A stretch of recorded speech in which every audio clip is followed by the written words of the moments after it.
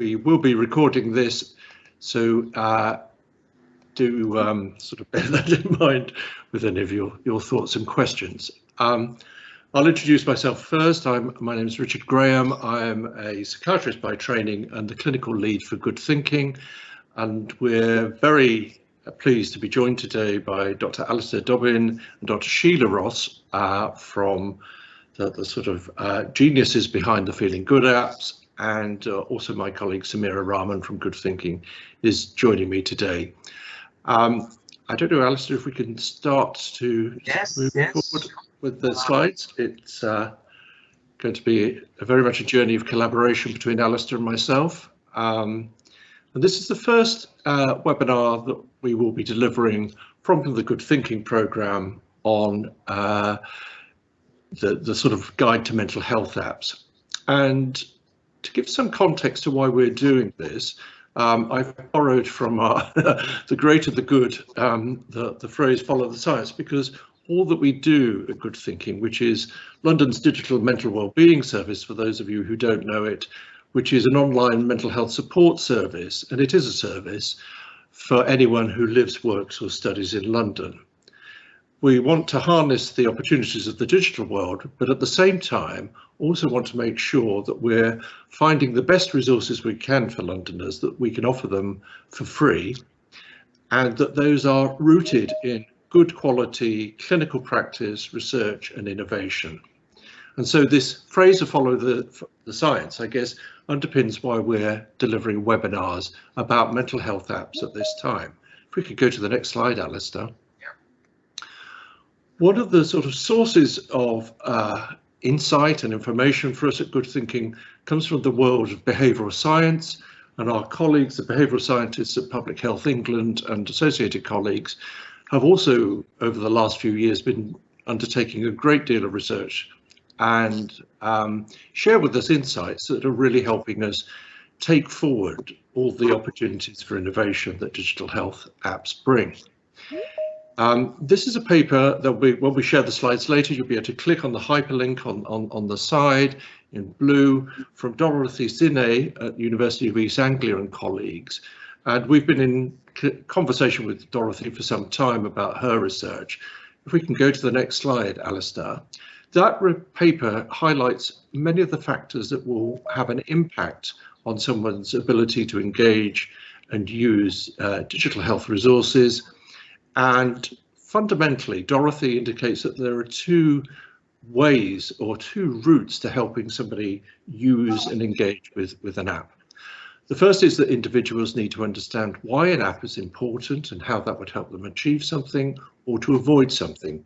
So very similar to the principles of prescribing in medicine or consent, where you do expect to understand how something will help you, what its limitations might be and what risks might also be associated. And I think that's an area that we're learning to do better in the digital space, and I hope this webinar is part of that. The second is that in addition to that provided information, it's also coming from a credible source. So trust and confidence is a key part of that. And some of that will be related to the assessments that we undertake of all of the apps in collaboration historically with our mobile health and now with Orca, that make sure that you can trust both the product, but also that the person that's telling you that this is something that could be helpful is someone you trust. And that's where many health practitioners have a huge opportunity to be sharing information, and we hope again over the course of this webinar you'll understand the Feeling Good apps and just how you could communicate that to someone else. If we could go to the next slide, Alistair.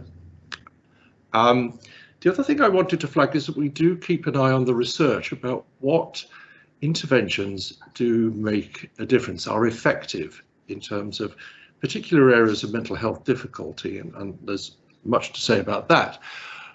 But one of the pieces of research that we've been very influenced by in recent years, working particularly with people in the tech sector more broadly, emerged from Sweden. And I think you're going to get something of a Swedish flavour to the rest of the webinar very, very shortly. Sure. But the research from Fredrik Santoft at the Karolinska Institute and colleagues was looking at the therapy of CBT, cognitive behavioural therapy, for clinical burnout. In Sweden, there's a much longer history of supporting people in relation to burnout and occupational stress. And the two aspects of the therapy that seemed to be most effective helping people emerge were improving the quality of their sleep and an increase in their perceived competence. So feeling able to achieve and feel competent and have some sense of satisfaction were really powerful mediators of positive change over the course of therapy. And other aspects like being able to get on well with your therapist didn't seem to matter so much, to be discussed perhaps. But I think you'll see that when we hear now from Dr. Alistair Dobbin and Sheila Rossett about their work and why Feeling Good is part of our offer to Londoners, it was really based on understanding such as this, that there are many paths to good mental health, and we are wanting to find the best ways to support Londoners and having a choice in doing so. So Alistair, I think at this point, thank you both very much for giving us your time.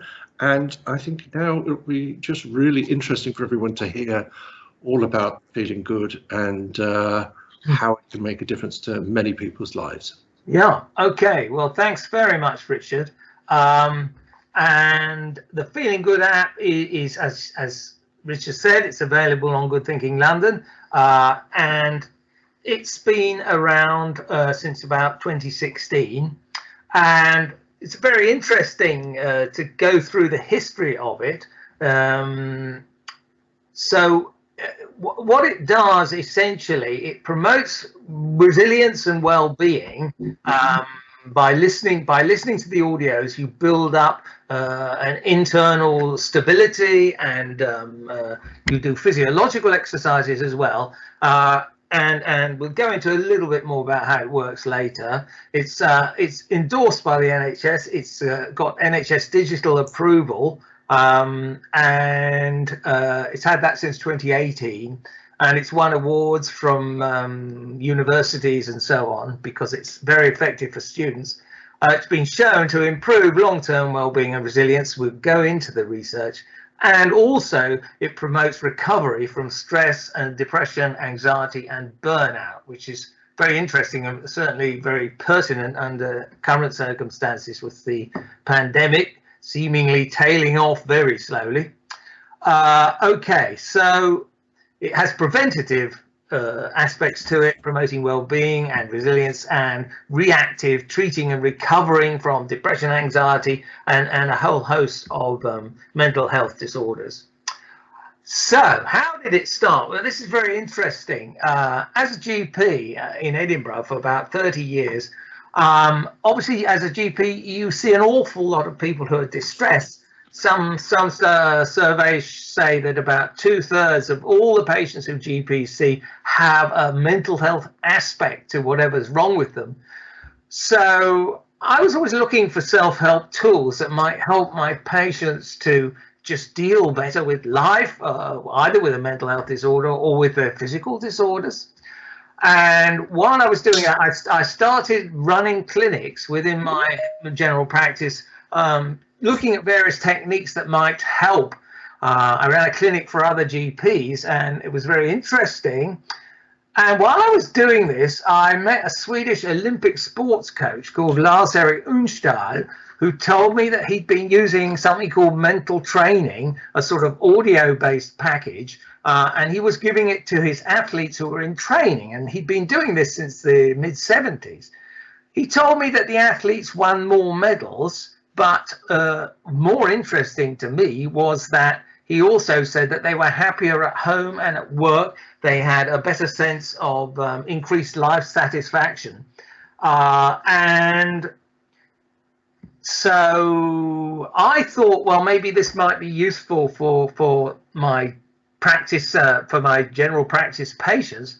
So I brought it back to Edinburgh, and Sheila and I developed this package we called it Positive Mental Training, which is a 12-track supervised self-help modular audio program. So you, as I say, you listen to audios about 15 minutes a day, and we adapted it for the NHS, and we found it was very effective. So we'll deal with the research in a minute. So what Lars Erik said, what he had done, he interviewed gold medal winners, Swedish gold medal winners, to find out what sort of techniques that they used mentally to help them to have the edge, as it were, in their sport. So, and he distilled that out, and that's what he used in this 12-track supervised modular audio that we adapted for the NHS. So it's pretty much an Olympic sports coaching kind of program. And it was first started as CDs in 2006. And then, as I say, it became an app in 2016. And it got NHS digital approval in 2018. And we've had about 200,000 people have downloaded it and used it. So, interesting, the link between Olympic winners and this program, which helps people to bounce back and helps them generally with their coping with life. It's perhaps not surprising that there is an improvement in their overall life chances, as it were, their ability to cope with life. Now, so I picked out two well-known gold medal winners from the Olympics. Lizzie Yarnold, who I interviewed in 2015, very interesting girl, and she won Sochi in 2014, and then Pyeongchang in 2018, and I think she's going to compete in Beijing in 2022. She had this event called the Skeleton, as you can see in the background. You hurtle down an ice tunnel or ice kind of rink at ludicrous speeds. And she won gold, as I say, on 2 occasions. No one's ever done that for British Olympics, Winter Olympics. And she told me that she used a lot of visualization practice. It's something that she specialized in. Wasn't really aware that it was actually helping her a lot. But the people who she trained with recognized even before she joined them, that this is something that people could gain from, that they would visualize the course. And in fact, when Lizzie Arnold was training for Sochi, what they did was they showed the Sochi course over and over and over, and she kind of automatized it in her mind, so that when she got to the course, she had kind of practiced every single bend in the course, as it were. And so despite the fact there's virtually no snow in Britain, she ended up winning this incredible event. The other person, and there is actually there's an interview with her on our website. The other person is Chris Hoy, of course, who's won more gold medals than any other British Olympian, 6 gold medals as a cyclist. And he also, if you look him up, he also said, well, yes, what I do is every time I go out to practice, I picture myself at the start of an Olympic course. And when he was competing in the Olympics, he actually would not sleep the night before. He would stay awake, and in his mind, he would just run over and over and over every bend in the course, feeling it in his body at the same time as seeing it in his mind. And he just did that. And then in the morning, he'd get up, he'd get on his bike, which would trigger him into this kind of mental state where he just let his body do it. He became automatized. And so as we say, what's the link? Well, the link is visualization. Essentially, the athlete will visualize their ideal performance. As I say, just before their Olympic performance, they're visualizing a way, even sometimes if they're not aware of it. But a depressed person will visualize their recovered self, because that also is a performance. It's a kind of social performance almost. So this is what we think is the link between the two. And as I say, the effects of this program are actually quite remarkable in people who are actually can be quite depressed, but also, it became very popular with GPs and psychiatrists even, and it's used a lot within the health service by nurses and so on. So how does this work? Well, I mean, most research in mental distress and there's a link at the bottom of this page. I think you'll get a copy of this presentation, of a PDF of this, which you can look at this paper.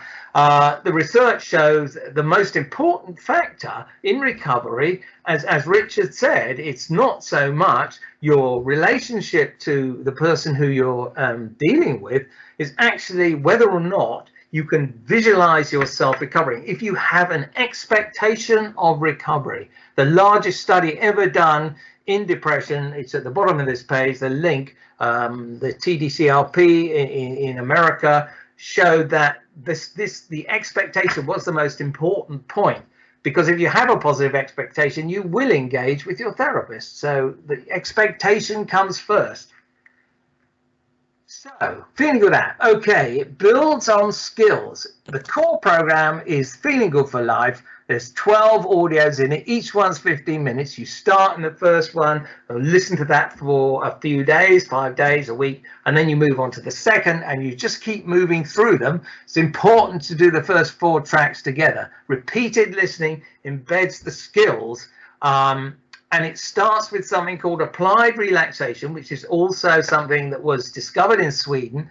And that combines something called Jacobson relaxation, which is tensing your muscles and then relaxing the muscles, noticing the difference. And also the other factor in applied relaxation is slow diaphragmatic breathing, breathing into your stomach, seeing your stomach moving out and allowing it just to relax back down. Slow breathing in about 6 breaths a minute, that seems to change, that changes the way our brains process information. So what this does is, from this kind of slow breathing and the Jacobson relaxation, you enter a state of deep rest, which give you feelings of safety. You go into a powerful parasympathetic state, which switches off your sympathetic fight or flight system, and it also boosts your positive emotions because you get feedback from your body. Your whole body is relaxed, your muscles are relaxed, and the breathing allows every part of your body to feel better generally, and that feeds back into the mind, into the part of your brain that deals with emotions. So your body becomes a sort of base for your positive emotions. After that, after the first 4 tracks, move on to guided visualization, building on the relaxation, and we listen. You listen to you always start with the same part, which is the squeezing of the hand, of the relaxation, and the slow breathing. You do that for about 3 minutes before every track, and then it takes you into visualization of past and future events. And what we found in our research with the Canadian University is that this actually finds access, it allows you to access a new set of memories. Well, new memories that will help you, that will give you the resources you need, because your memories actually have most of the resources you need, but sometimes you can't access it. And this guided visualization allows you to bring in different memories that actually have the skills that you need. So providing an algorithm for the goal that you're trying to achieve. So as I say, we started it for patients, and then the staff started using it. GPs, nurses, psychiatrists, and a whole range of social care staff used it as well. It's now used a lot in Edinburgh and Lothian and a lot of Scotland. And it's been adapted for use by university students, Edinburgh University, and schools. Various schools have been using it. Sheila will come back to that shortly, well, later on.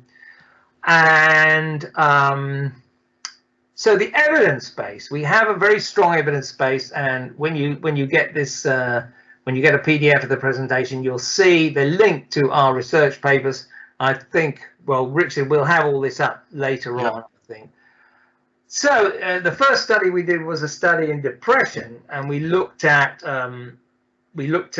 took patients in general practice, and we looked at patients who had pretty bad depression initially, but then later on we've done other studies looking at depression in people who are sometimes just have low mood and so on, and we found it's very effective for helping people with depression and low mood, and anxiety and burnout. Burnout, we did a big study with NHS Services Scotland, which is also in our research papers, and it showed a general increase in well-being, but also all the aspects of burnout, exhaustion, cynicism, and personal efficacy. Everything actually improved. So you know, that's partly why the Scottish government now is using this app for all staff in Scotland. That's about 900,000 people, health, social care, and unpaid carers. So as I say, it's been used a lot in the last year. Coming out of the pandemic, the Scottish government decided that this would be very useful for all health staff to access for their own benefit. It is used for patients as well. Stroke rehab, we did a study in rehabilitation in stroke, qualitative study, looking at the carers for the stroke and the people who'd had the stroke. And it's a very interesting study, quite remarkable. Stroke people report, I remembered something that happened in the past, and I brought the skills from that into my present state, and they found that they were more able to cope, visualize themselves doing the things they needed to. And students, we've done a study in a Canadian university looking at resilience in students, looking at positive emotions, and we found that the students, again, this is the study where we looked at what was happening in people's memories, and we found that the students were actually could get better access to a more powerful, more useful network of memories, because whatever situation we're in, we need a network of memories to help us out, which create the kind of algorithm to tell us what to do to achieve our goals. So that was very effective. Apart from these studies, which are generally controlled, randomized controlled studies, people often report a lot of positive changes, increases in energy and vitality, concentration and focus. People sleep better. We ask people after 2 weeks how they're getting on, and almost everybody will report that they have an improvement in sleep and a big drop in anxiety. We found that it helps what we call medically unexplained symptoms, things like back pain, fibromyalgia, headache, irritable bowel, stomach pains generally, chronic pain. It's used a lot in Scotland for adult onset stammer. It's very good because people can visualize themselves in a social situation when they're not stammering, and all the voice networks in Scotland tend to use this to help their patients. Right, and as I say, it's grown a lot. We currently have about 1,000 users every day. 70% of those are coming back to the app, and most 71% said that their life had improved, and 99% said it was really easy to use, and 92% said they'd recommend it to a friend. We have a changes here in GAD-7, the anxiety at 7 weeks, and this is depression at 7 weeks. So these are both very positive outcomes, going from moderate to mild depression and anxiety. Okay, so now we're going to have some questions. This is for you, and Richard's going to moderate this. We just want you to think of, during the pandemic, what has been the most challenging thing that you've had to deal with, and what positive things actually came out. You have to think a bit about this one, but there are, I think most people can find some positives. So Richard, I'll just leave you to moderate that. Yeah, no, thank you, Alistair. And it's a really good example of thinking about different types of memories, really, and how they can impact on how we're feeling and how we function. So, and just so it doesn't feel too personal, you can think about the impact on other people, friends, family, colleagues, whoever it is.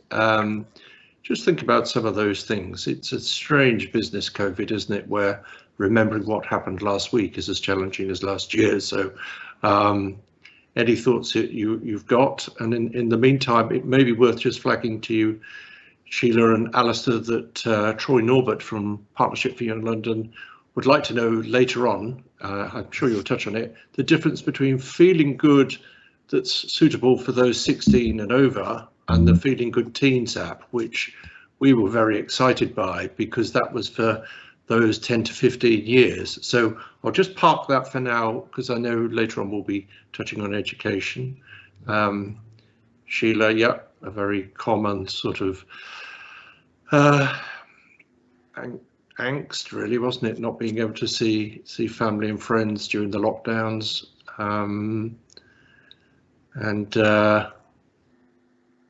Rakesh saying challenging seeing patients at home for assessment of their mental health. Is that in their homes, Rakesh? Or I assume so. Positive thing from Rachel. Yeah, we're getting some good feedback now. And the collaborative work of mutual aid and improved technology. Absolutely, Rachel. I think we're never going to quite go back to how we did things first. But Alex Trigg has raised an issue, which I have to say, we feel very, very acutely in Good Thinking, which is digital exclusion, digital poverty, a lack of digital skills for some, even if they have the technology, with creating for some people terrible isolation at a time where they may be bereaved and struggling in all sorts of ways. So absolutely, Alex, and we're going to be moving forward with quite a significant digital inclusion program. That's definitely emerged from us for COVID. Maria's talking about dealing with family emergency without being able to call on other family members. Yeah, absolutely.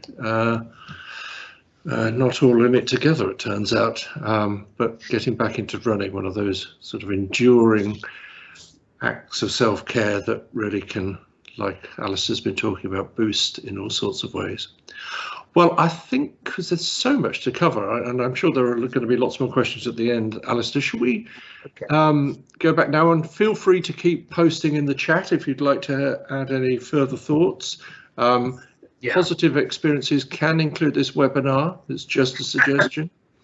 But in the meantime, I think we should hear some more about the Feeling Good apps. Yes, okay, yeah. Thanks very much, Richard. Okay, what does past research tell us about how we deal with this kind of crisis? It also tells us how we deal with our everyday crises as well. So when this event happened, there was obviously a great deal, 9/11, there was a great deal of angst about this in the States. Many people got very worried and depressed, but other people seemed to cope quite well. So there was a big research study that was done at the time to find out what the difference was between the people who were coping and the people who weren't, and what helps people to cope. So what it is this thing called resilience. And what they found was what defined resilience in terms of people coping was whether or not they had access to positive emotions. If during the day they were able to access spontaneously positive emotions. And this was something we were very interested in, because although they said, yes, you need positive emotions, nobody knew at the time where they came from. So with our Canadian partners, we wanted to work that out. And we found that it came from memories. Memory networks. Each memory, in every situation, we have 3 memories that help us to cope with that situation. And it's important, you know, and what the Feeling Good app does is it changes your network of memories so that you're able to access the skills that you need to deal in any situation. It seems very positive for that. And you can see our research on that. So where do they come from? Well, they come from the mind, but they come from the body as well, as we've already seen. The what we call the applied relaxation, the squeezing, relaxing, and the breathing together change the way your mind functions. So what we're going to do now is we're going to watch a 3.5-minute video of our research. So I'll just have to come out here and we'll run it. Okay, here we go. Can you hear that, Richard? Olympic athletes are very that's fine. bouncing back and feeling good after losing a race. So what can we learn from them to help us in our own lives to overcome stress and depression? We know that one of the main influences on our mood in any situation is a related memory. We also know that distressing memories can upset our mood and concentration. To protect us from this, sometimes our brains put up a firewall. But here's the thing. Although the intention is good, the outcome may not be helpful, as over time, many environmental cues, acting out with our conscious awareness, will link us to the firewalled memory, so we get the feeling but not the memory. This activates the control center of our right brain fight or flight sympathetic nervous system. Our body responds with racing heart and tense muscles, telling our brain something is wrong, but not what it is. The brain in turn tells the body to be alert for danger. We become wary and withdrawn, and bingo, we're trapped in a vicious cycle. We feel bad without knowing why. The good news is that we can use the body to break this vicious cycle, using relaxation techniques and slowing the breathing. This activates our left brain relax and relate parasympathetic system, which automatically switches off our fight or flight system. This body switch results in a positive mindset, where it's easier to find positive memories and create positive visualizations. This mindset also acts as a safety net, allowing us to change the disabling effect of distressing memories. You see, every distressing memory activates a network of related memories, and the first three of these are key to our resilience. How we react comes down to simple mathematics. If two of them are negative, then the distressing memory is firewalled. If two of these three are positive, then the network acts as a coping resource, and the memory will not need firewalled. Our research has shown that with a simple audio track, it's possible to change one negative network memory to become positive. This can allow us to safely remove the firewall, come to terms with a distressing memory, and move on. We think that Olympic athletes naturally link to positive coping memories. This is how they bounce back from defeat. This is enough of resilience. We have worked in the NHS with anxious and depressed people and have observed their recovery when using the body switch combined with positive future visualizations of self. But all of us, including anxious and depressed people, can practice and develop this ability. By working with the body and the mind, we can embrace the possibility of change and growth and become champions in our own lives. We have called this positive mental training. Okay, so if we look at this overall, very briefly, what we have here is we have these unconscious repeated bad feelings triggered by things that are happening around us. We don't recognize what the problem is. We don't know where it's coming from, and we don't have the resources to deal with it. So we probably withdraw from the situation and just feel bad generally. We can't see how to achieve our goals. Using the feeling good, using the positive mental training actually changes this. You get an extra, the network of linked memories changes. You have a new algorithm which will take you out of your situation where you're stuck currently. And this thing here is that's the body switch. It's the breathing. If you breathe slowly, it changes the brain waves. It entrains your brain waves. You breathe in through the nose. So, okay, I'm going to leave it at that. And yeah, that's cancelled. These environmental cues no longer have the effect because you've learned what you can do to get out of your situation. Okay, so Sheila, I think it's over to you now. Thanks very much, Alistair.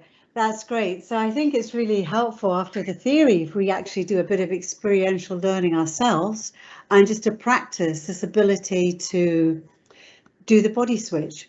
So why don't we make ourselves comfortable in our chairs and just for a couple of minutes we can just begin to tune into ourselves. So make yourself comfortable and just begin by perhaps squeezing your left hand and making a fist. Just do what's comfortable. But notice the tension in your hand and your fingers, your forearm. Notice that, and then release it. And just notice the difference. Then do the same with the other hand. Squeeze it, make a fist. Notice the tension in your fingers, holding it. And then release it, and notice the difference. Now hunch your shoulders up to your ears. Hold it for a moment and release. And notice the difference. Do that one more time. Hunch your shoulders up, holding it, and release them down. And just notice how it feels to have relaxed shoulders. And then just move your attention down to your feet. And tense your feet up so your toes are pointing to the ceiling. Notice the tension in your feet, your legs. And release them down. And let all of your body sink into the chair. And allow your eyes to close. And take a moment to focus your attention on your breathing. With every breath in, feel how you can expand your lungs, your diaphragm out to against your waistband, and as you breathe out, it falls in. Do that again, breathing in so that you're pushing your stomach out against your waistband. Holding that for a moment. And then as you breathe out, allowing that to fall back in and to feel the increased comfort. And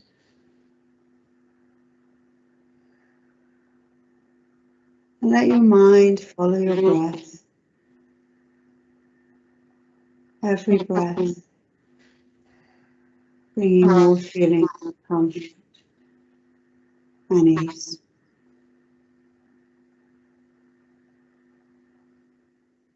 And as you let feelings of relaxation and comfort increase in your body, just notice how you're able to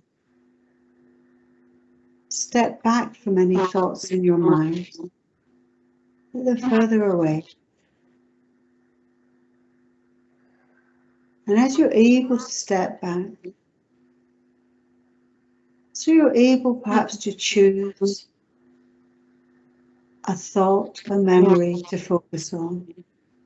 And I invite you now to let yourself find a time when you felt very good about something you did. Maybe very recently, maybe a long time ago, doesn't matter. Just find a time when you felt you dealt with something very well. Let the memory of that come forward. So you can connect again with those feelings of competency,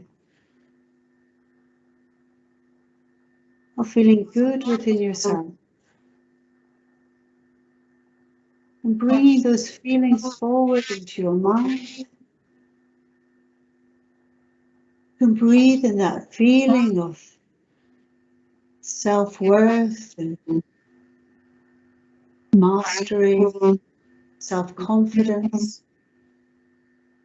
And bring that forward into the present moment. So that when you open your eyes and come back to this presentation, you have that feeling with you, along with all the relaxation you wish to keep. So just allow yourself now to come forward and back into the presentation, bringing with you all that relaxation and positive activation from that past memory that you were able to connect with. So let yourself come back And I hope you enjoyed that. And that was it's a very brief demonstration of the ability of our mind to connect with relaxation, to let go of tensions, how we connect with the body first and the breathing, and then we're able to access positive resources from the past. Essentially, the app teaches you to do that quickly and effectively, so you can do it whenever you wish. That somebody asked previously, how could we do this while we're working? And I think the thing is, when you listen to the app, say the night before or some point in the day, you're preparing your mind for future. It's a rehearsal for the future, so that when you're in the future, you've already done it, so it's there, it's automatic. You can, of course, move into whenever you can train yourself so that every breath will bring with it more positive feelings too. Alistair, next slide, please. Okay. Okay, so just very quickly before we pick up on more questions, the adult app Feeling Good is for anybody really over 16. It's for people with emotional distress, like anxiety and depression, burnout. But it's also for people with, from a more health promotion point of view. Perhaps you want to have better work-life balance. Perhaps you want to be able to deal with stress better, deal with some challenging aspect in your life. And also it's extremely good for sleep. Next slide, please. As Richard said on the chat, you can get referral codes from the Good Thinking website, Good Thinking London website. And if you enter them into these referral boxes on the app, downloads everything in the app free of charge. Next slide, please. The Finicus Teens app is based on the adult app. And what we've done is we've looked at the wordings, because words are so important. We've modified the language a bit, and we've made the tracks shorter, because children, young people, they don't need the same amount of rehearsal at letting go of tensions, because there's just so much in it. They're able to get into relaxation much quicker than adults, and so the tracks are shorter and there's less of them, because they don't need all that great level of choices. But some of them said, oh, we want longer tracks, so there is a longer one for sleep, because it's very helpful for sleep. But generally it's age-appropriate language and a younger voice and shorter tracks. Otherwise, it's all the same principles of the adult app. And we've looked at it, we're working with schools just now, and using it a lot, embedding it in the classroom, because we recognise that having access to devices at home is not equally spread, and that's why it's particularly important that the audios are listened to in school, so that all children get the chance to practice and learn these key skills about tension, breathing, visualization, and the outcomes they get are calm, having more focus, having more motivation, good for goal setting, increasing resilience. Next slide, please, Alistair. Yeah, so this is just what we're doing in school. So anyone in London who wants this in their school, please contact us and we can help you set it up. Alistair, next slide. And again, you can click through. So we have it for the transition years in schools, and we just introduced it for primary school too. And there's lots of information on the website, feelinggood.app, about it. And you can contact our schools worker who's up at the emails up at the end. Next slide, Alistair. And then, as I was saying, a key point is here, the primary school one is the one on the left, and that's got three weeks course with listening. And then we've got 2 6-week programs for first and second years in senior school, where they have an audio track, and also there's a taught lesson where the teacher, so we use in-house school teachers, which we give training to, and we provide the resources, and they pick up on the themes. And the themes are around confidence, social media, relationships, all the sorts of issues that are relevant to young people. Next slide, please, Alistair. Very quickly, we can show this little video about the app, just about using it. Dobbin, a GP, family doctor, and creator of the Feeling Good app, Feeling Good is an audio-based mind-body training program for well-being and recovery. Download it from the App Store. It comes with 4 great free tracks. Unlock all the tracks by entering the codes that you've been given by your doctor, university or workplace. If you don't have a referral code, you can make an in-app purchase. After you've entered the code, you'll be offered a short anonymous mood questionnaire. It's the same questionnaire that's used in the NHS. After 2 and 7 weeks, you'll see it again so that you can track your progress. Once in the app, you will see the most important module, Feeling Good for Life. It consists of 12 audio tracks which come from Olympic sports training. Since we started in the NHS 2 decades ago, it has been used by over 200,000 people, and peer-reviewed published research shows it is very effective. Many people listen to each track a few times as they work through the program. There's a choice of voice and music background. Okay. Super. So I see someone saying, is it available in language? Very interesting. We're just having it translated into Polish. So that gives us a nice template where we're able to add in other languages. Years ago, we had the CDs in Punjabi, so they're available by CD still, but we'll be able to put more things onto the app later on. I love the idea of getting Parliament to start off with breathing exercises. I know that some of the NHS teams, they will listen to the 3-minute mindfulness that's on the app before they start team meetings. So it's a good way of getting everyone just to be in the same place. Right. Any other questions, comments? Oh, this was, what's that? Oh, that's just, is there another slide after that? That's a picture of Ben, who's a school teacher, just saying how much he likes it. And then these are some of the other digital videos that are on our Vimeo channel. Right. Next slide, Alistair. Hang on. I think it's just email addresses and things, contacts. It's not moving on, sorry. Okay, so any questions? It was a brief introduction to the apps. We love having emails and questions from everybody. Richard's got a couple more slides. Oh, well, you should be able to move it on, no? It's not moving on. Where can I get the code to give to your mental health patients? You can get it from Good Thinking London website, I think, just now. Is that right? Ah, there we are. That's the school's contact. Okay. Okay. Everyone will get that anyway. And this is feedback from someone in London, I think. Richard.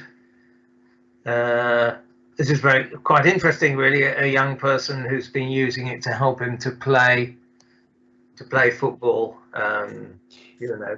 Yeah, shall I just speak to this briefly? Yes. And I realised I was talking away and had been on mute, which again, 17 months into a pandemic, I'm still the same.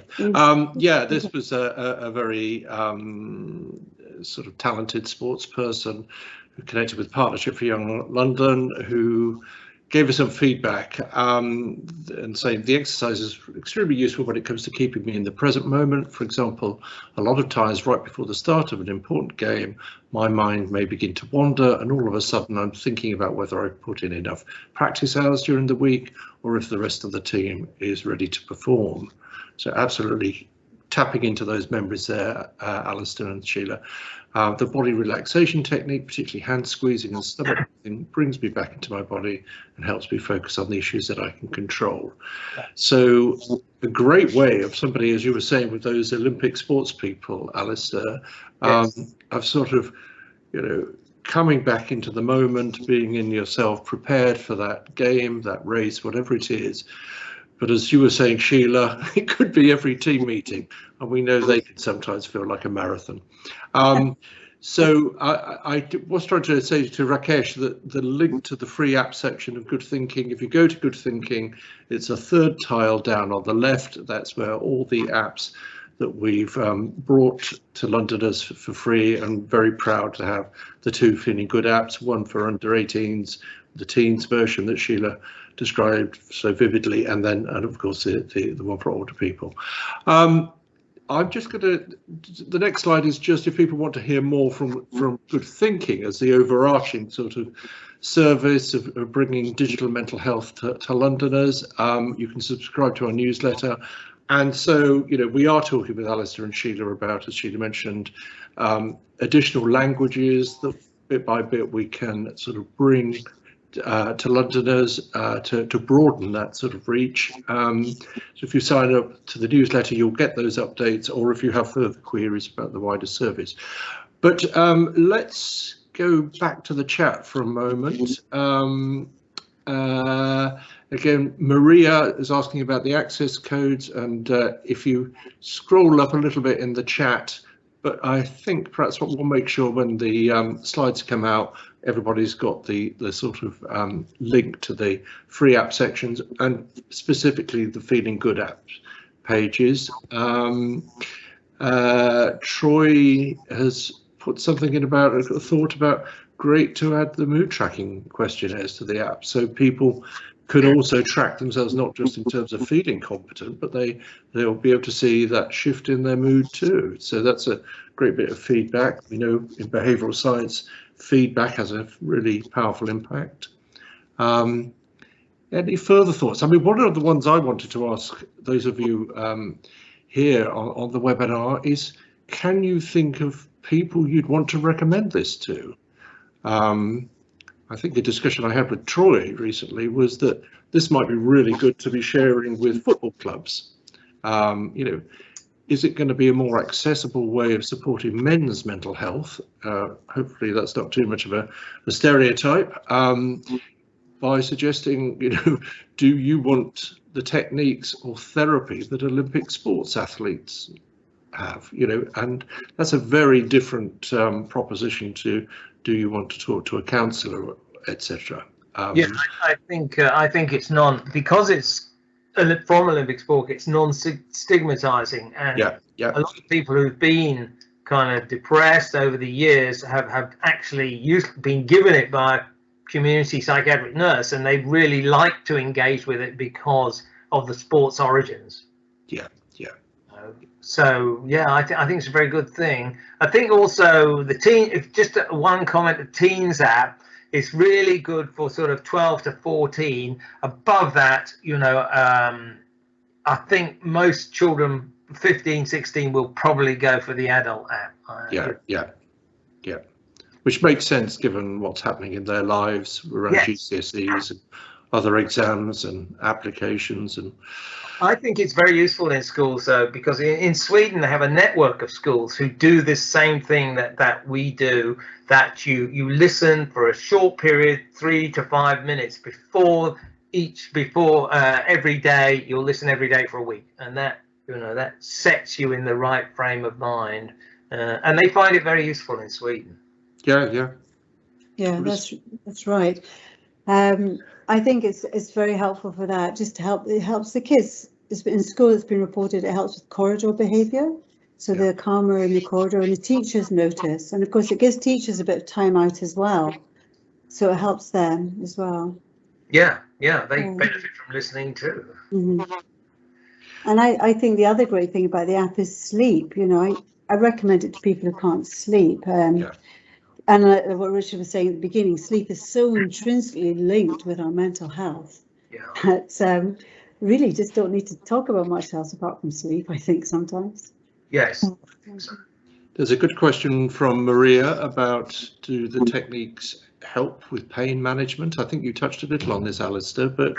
Yes, it's been used in pain clinics in the past, and we haven't got a specific randomized control trial on that, but there are many good reasons why it should work for pain, because pain is really very emotionally based, and once you just do the breathing, then your body is giving positive feedback rather than negative feedback, and the positive feedback can cancel out the negative, you know. So it actually does diminish pain quite considerably. Yes, and picking up on what you said at the beginning, Richard, about it's helpful to know what you achieve, but also the limitations. I think the biggest limitation of the app is you have to listen. It's not going to work unless you listen. So it's that sense of commitment to the listening. I think is key. Yeah. But I think you've made some really helpful points for me that I hadn't quite grasped about the school programme, where you can use this within an organisation. Could be a team meeting, as you say, Sheila, could be a school, and it might be, you know, something that we can all take away, which is you need that discipline, you need that coming together to do it, you need to listen. But for people who can't access the internet, don't have the devices, this feels like a great way of advancing equality, so everybody gets the chance to have that benefit. But we need to somehow think how to use it. You know, could there be guided support in IAPT? You know, and presumably this could also happen, as you demonstrated, in some ways online. It doesn't have to be literally bringing everyone physically together anymore. That's right. That's right. Yes, I agreed. Right, well, it's always reassuring, isn't it, when we achieve consensus at the end. But I'd also like any last thoughts, because it's nearly time to stop, whether this way of kind of digging deeper into the background of an app and understanding that journey of both discovery and development and the testing and the research that then follows, that kind of shows that when we choose something to provide to Londoners, it isn't just a sort of, well, that looks nice, or isn't digital brilliant or something, you know, that we're all a bit familiar with the excitements, but actually this is a really thought through, imaginative, detailed journey through to providing choice. So I just want to thank you, Sheila and Alistair, for all that hard work and for being part of the good thinking journey as well, which can be a bit like a toboggan race too. And we hope that we can bring this to more and more people who can share it, use it, benefit from it. So a bit south of the border perhaps, but still, I think we really want to see that use that will make a difference to so many lives. So thank you again. And if anyone has any last thoughts in the chat about whether this way, as I say, of just hearing more and really having that taste of what the app will offer, I really like the feedback. I should give the last words to you, Alistair, Sheila. Any last thoughts? Yeah, well, I mean, we know if people listen, it works really well for them. So, you know, but the relaxation is key. So do at least the first 4 tracks if you can, because it trains the breathing and it trains the relaxation, and that is the key really to changing your mental state so that you can find the resources you need. Yeah, that's right. So thank you very much. It's the positive approach. For having us on board. Thank you. Working with you more. Well, thank you, and thank you to our attendees, and we will be making this available, so for anyone who hasn't been able to access this live, we'll be able to catch up later.